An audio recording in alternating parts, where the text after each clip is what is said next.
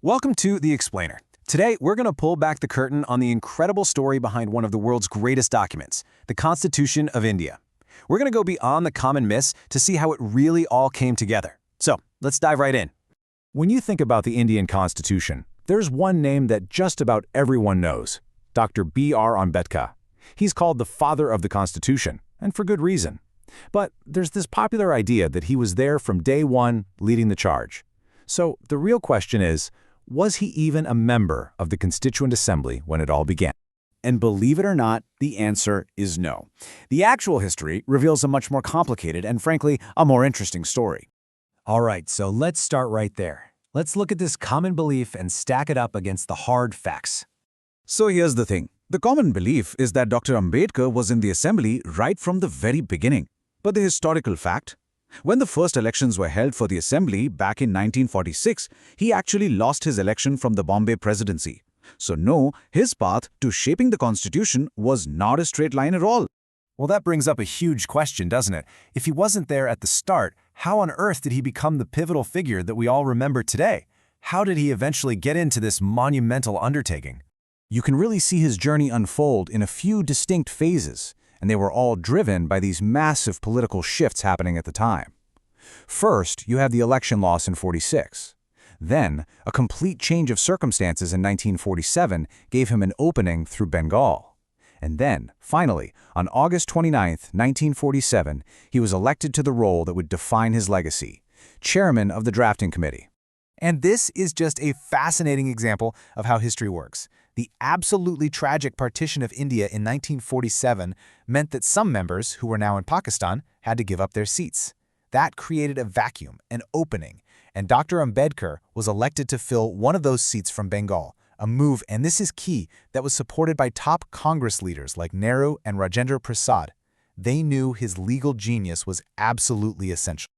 So this really sets the stage for a much bigger point. Dr. Ambedkar wasn't walking into an empty room. He was joining an incredible team of intellectual giants who were already working hard, laying the very foundations of the new country. I mean, just look at this lineup. The whole assembly was an absolute powerhouse. You had Dr. Rajendra Prasad as president, kind of the steady hand guiding all the debates. You had Nehru, who gave the Constitution its soul with his objective resolution. Sardar Patel was the ultimate pragmatist, handling the tough nuts and bolts. And then you had a man named B.N. Rao, the constitutional advisor. Now let's pause on B.N. Rao for a second, because he is truly one of the great unsung heroes of this story. He wasn't even an elected member, but as the advisor, this brilliant legal mind went all around the world studying other constitutions, and he put together the very first raw draft. This was the blueprint, the foundational text that the drafting committee would then debate, refine, and build upon. Okay, so that brings us to the core team, the drafting committee. Think of them as the 7 master chefs tasked with taking all these ingredients and creating the final dish, hammering out every single word and comma.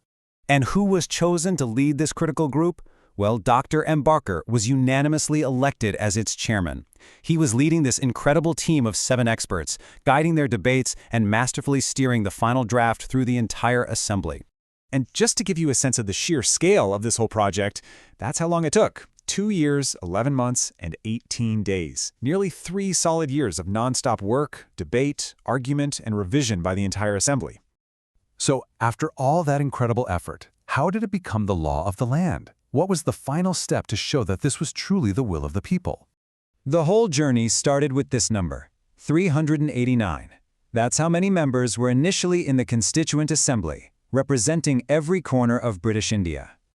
But, as we saw, partition changed everything. After the country was divided, the size of the assembly for the new India was reduced to 299 members.